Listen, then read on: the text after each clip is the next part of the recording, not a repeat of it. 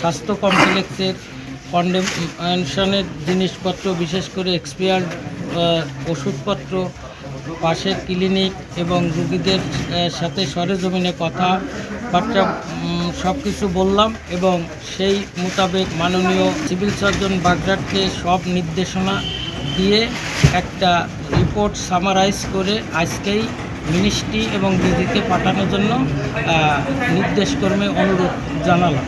আর আপনারা যারা ইলেকট্রনিক্স মিডিয়ার লোকজন আছেন, আপনাদের যদি আরও দাবি থাকে তো সিভিল সার্জন মহোদয়কেও কপি দিবেন, দরকার হয় স্যাটিসফাইড না হলে আমাকে কপি দিবেন।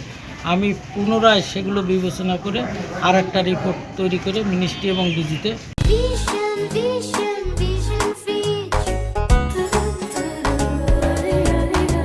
আমরা যে ওষুধগুলো দেখেছি সবই 23-24 সালে।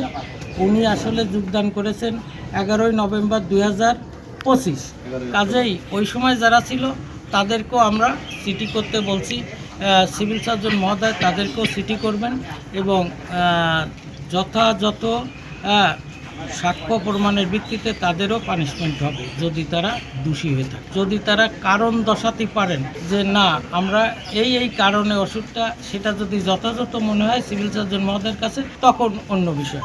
কিন্তু তারা যদি এটা যথাযথ উত্তর প্রদান করতে ব্যর্থ হন, তখন আমি সিভিল সার্জন মহোদয়কে নির্দেশ দিচ্ছি যাতে তাদের শাস্তিমূলক ব্যবস্থা করেন।